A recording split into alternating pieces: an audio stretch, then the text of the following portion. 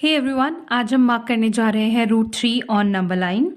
√3 √2 की तरह ही एक non terminating non recurring number है, तो इसका कोई एग्जैक्ट वैल्यू नहीं है, तो हम स्केल का यूज करके डायरेक्टली इसको मार्क नहीं कर सकते नंबर लाइन पे। इसलिए ऐसी वैल्यूज को मार्क करने के लिए हम यूज करते हैं पाइथागोरस थ्योरम सबसे पहले। ठीक है, जो होती है हाइपोटेनस का square is equals to base का स्क्वायर प्लस परपेंडिकुलर का स्क्वायर। अब देखिए यहाँ 3 था रूट के अंदर, तो मुझे क्लिक हुआ कि अगर मैं इसको 3 कैसे आया होगा 2 + 1 करके, राइट। पर अगर हमें पाइथागोरस थ्योरम यूज करनी है तो 2 को बेस मतलब बेस कुछ नंबर माने तो उसका स्क्वायर हुआ होगा, राइट। कुछ स्क्वायर हुआ होगा तो 2 आया होगा, और परपेंडिकुलर का कोई नंबर रहा होगा उसका स्क्वायर करेंगे तो 1 आएगा। अगर हम √2 को बेस माने, हमें पता है उसका स्क्वायर करेंगे तो हमें 2 मिल जाएगा, मतलब रूट हट जाएगा।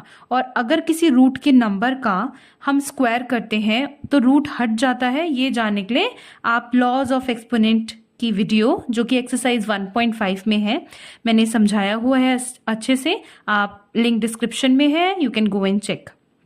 चलिए यहाँ पे आगे बढ़ते हैं। तो अब हमने बेस को मान लेते हैं √2 और परपेंडिकुलर को मान लेते हैं 1 यूनिट लेंथ। तो बेस की जगह पे हमने रखा √2 और परपेंडिकुलर की जगह रखा 1 और स्क्वायर करा, तो √2 का स्क्वायर अभी बताया 2 हो जाता है और 1 का स्क्वायर आ गया 1, तो 2 + 1 आ गया 3, तो हाइपोटेनस का स्क्वायर आ गया 3। ठीक है, तो हाइपोटेनस कितना हो गया, देखिए लेफ्ट हैंड साइड से हमने स्क्वायर हटाया तो राइट हैंड साइड में क्या आ जाएगा, √3 हो जाएगा। मतलब एक साइड से अगर स्क्वायर हटेगा तो दूसरी साइड वैल्यू रूट में आ जाएगी। अगेन ऐसा क्यों होता है, ये एक्सरसाइज 1.5 में एक्सप्लेन्ड है, एक्सपोनेंट्स पढ़ाया है उसमें मैंने। आगे देखते हैं एक और चीज, पाइथागोरस थ्योरम अप्लाई होती है ऐसे ट्राइंगल पे जिसमें एक एंगल 90 डिग्री होता है, यानी कि राइट एंगल ट्राइंगल। तो बेस अगर √2 है, परपेंडिकुलर 1 यूनिट है, तो हाइपोटेनस हमें मिल जाएगा √3। बस आगे क्या करना है, इस लेंथ को अपने कंपास पे मेजर करना है और नंबर लाइन पे मार्क कर देना है। लेकिन ये नंबर लाइन पे मार्क करने से पहले एक बात समझें कि हमें √2 चाहिए। √2 भी हम स्केल से मार्क नहीं कर सकते, तो यानी कि सबसे पहले तो हमें एक ऐसा ट्रायंगल हमारी जनरेट करना होगा, कंस्ट्रक्ट करना होगा। Let's name it ABC, B पे 90 डिग्रीज राइट एंगल मान लेते हैं। जहां AC की लेंथ हमें अगर √2 चाहिए तो हम अगर AB को यानी कि बेस को 1 मान लें और परपेंडिकुलर को भी 1 मान लें तो हमें AC की लेंथ कितनी मिल जाएगी, √2। कैसे मिलेगी, देख लीजिए कि हाइपोटेनस का स्क्वायर होता है base square plus perpendicular square, अभी ऊपर बताया। बेस को हमने 1 रखा, 1 का स्क्वायर, परपेंडिकुलर को भी 1 रखा, कितना आ गया 1 + 1 जो कि आ गया 2, तो हाइपोटेनस आपको कितना मिल गया, √2। ठीक है, तो अगर हम ऐसा ट्राइंगल बनाएं बेस 1 परपेंडिकुलर 1 तो हाइपोटेनस √2 मिल जाएगा। तो जैसे ही √2 मिला हम आगे कंस्ट्रक्ट कर सकते हैं ये वाला ट्राइंगल। तो सबसे पहले हम ये बनाएंगे, फिर हम सेकेंड नंबर पे √3 निकालेंगे। ठीक है, तो चलिए स्टार्ट करते हैं। सबसे पहले एक लाइन ड्रॉ करें, एक लाइन बनाई, उस पे हम पॉइंट्स मार्क करते हैं। लेट्स स्टार्ट फ्रॉम 0, क्योंकि कोई भी डिस्टेंस हम 0 से ही मार्क करना शुरू करते हैं। आगे बढ़ते हैं, तो 0 का एक पॉइंट मार्क करा। फिर थोड़ा सा नीटली करने के लिए मैंने 2 सेंटीमीटर गैप लिया है, 2 सेंटीमीटर गैप लेके एक और पॉइंट मार्क कर लिया, फिर से 2 सेंटीमीटर का गैप लेके एक और पॉइंट मार्क कर लिया, and again I did the same thing. अब क्या करना है, इस पॉइंट्स पे मैंने पहला पॉइंट था उस पे 0 मार्क कर दिया, सेकेंड पॉइंट पे लिख दिया 1 unit, then 2 unit, then 3 units. ठीक है, बस इतना ही रिक्वायर्ड है, तो यहीं तक हमने मार्क कर लिया। एक बार लिख लेते हैं हमने क्या किया, हमने जो ये 1 यूनिट लिया है ना, 1 यूनिट का डिस्टेंस ये कितना लिया है, ये लिया है 2 सेंटीमीटर। आप चाहें तो 1 सेंटीमीटर भी ले सकते हैं, आप और ज्यादा भी ले सकते हैं, यानी कि 4 सेंटीमीटर भी ले सकते हैं। ये सिर्फ एक स्केल लेना हुआ, इसमें इतना नहीं कुछ। देखिए मैं एग्जांपल देती हूँ, मान लीजिए 2 किलोमीटर आपको इस नंबर लाइन पे मार्क करना है। अब 2 किलोमीटर है ना, वो तो इस आएगा भी नहीं इस पेपर पे, तो हम क्या करते हैं, हम स्केल ले लेते हैं। जैसे यहाँ पे 1 यूनिट हमने, अब ये यूनिट किलोमीटर हो मीटर हो, कुछ भी हो, कितनी भी बड़ी यूनिट हो, बट हमने इसको ले लिया कि ये 0 से 1 यूनिट का जो डिस्टेंस लिया वो हमने 2 सेंटीमीटर, क्योंकि स्केल पे सेंटीमीटर है या इंचेस है, इंचेस में भी मान सकते हैं। जैसे अगर यहाँ 0 देन आगे जैसे ही कंप्लीट हुआ आप 1 इंच पे 1 यूनिट मान सकते हैं, राइट। तो अल्टीमेटली हमने बस ये एक स्केल लिया है कि 1 यूनिट हमने 2 सेंटीमीटर, ताकि थोड़ा सा नीटली ड्रॉ हो जाए। ठीक है, मैं फिर बता रही हूँ, 1 यूनिट को आप 1 सेंटीमीटर भी मान सकते थे, तो 2 यूनिट आ जाता 2 सेंटीमीटर पे। यहाँ पे 2 यूनिट 0 से लें तो कितना आएगा, 4 सेंटीमीटर डिस्टेंस पे। ठीक है, इसमें कोई इतना डरने जैसी बात नहीं है। ये सिंपल स्केल लिया है, 2 सेंटीमीटर का गैप लिया है, ताकि हम नीटली मार्क कर सके हमारे 1 यूनिट, 2 यूनिट और 3 यूनिट को। That's it. ठीक है, आगे देखो हमें क्या करना है, ए से बी हमें 1 यूनिट चाहिए। तो 1 यूनिट तो ये हो गया, let's name it A and B. 0 जहां से स्टार्ट करें उसका नाम रख दिया ए, और जहां पे 1 यूनिट कंप्लीट हुआ है उस पॉइंट का नाम रख दिया बी।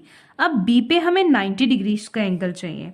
हम कंपास का यूज करके भी 90 डिग्रीज मार्क कर सकते हैं। वो मैंने √5 जब एक्सप्लेन करा है, या फिर √9.3 तो मैंने एक्सप्लेन करा है, आप देख सकते हैं। लेकिन अभी मैं डी यूज करूंगी।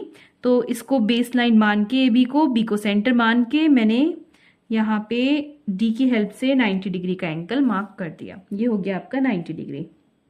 लेकिन अब हमें देखिए, ए बी तो 1 मिल गया, लेकिन हमें BC लेंथ भी 1 यूनिट चाहिए। ठीक है, हमें यहां से B से C तक की लेंथ भी 1 यूनिट चाहिए। तो 1 यूनिट तो ये है हमारे, हमने नंबर लाइन पे ऑलरेडी मार्क करा हुआ है 1 यूनिट। चलिए अपनी कंपास को इस 1 यूनिट के अकॉर्डिंग एडजस्ट करते हैं। देखिए मैंने एडजस्ट कर लिया, ठीक है, हमारी कंपास को, और मैंने अब B पे रखा कंपास का निडल और 1 यूनिट मार्क कर दिया। चलिए ओके, ठीक है।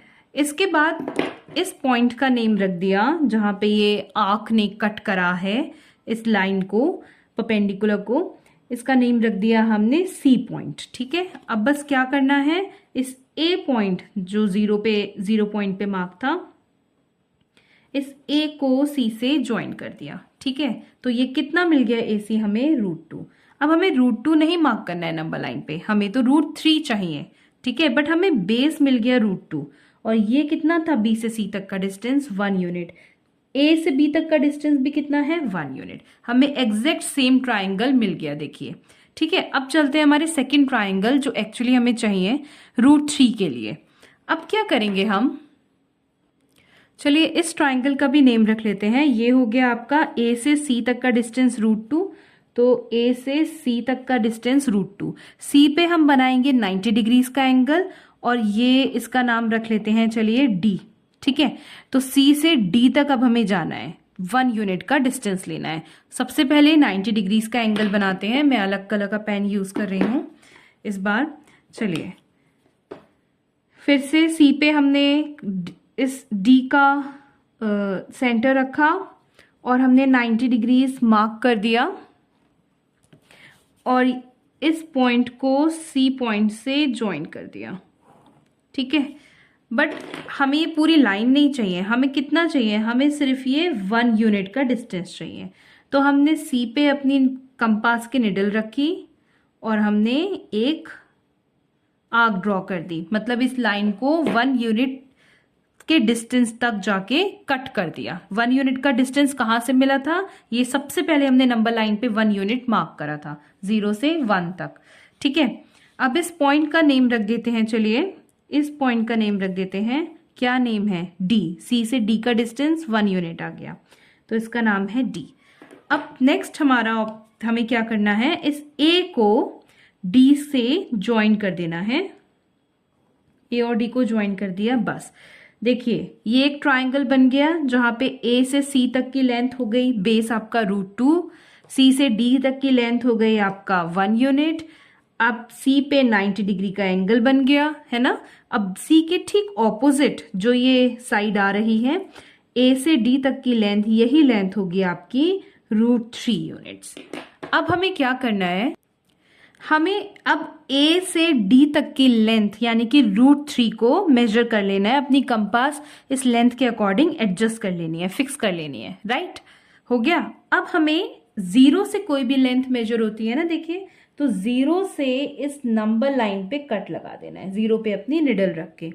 जैसे ही जिस पॉइंट पे इस कंपास ने नंबर लाइन को कट किया, यही point, let's name it M, नाम रख देते हैं हम इसका, ये पॉइंट आपका बन गया क्या, यही पॉइंट कहलाएगा √3।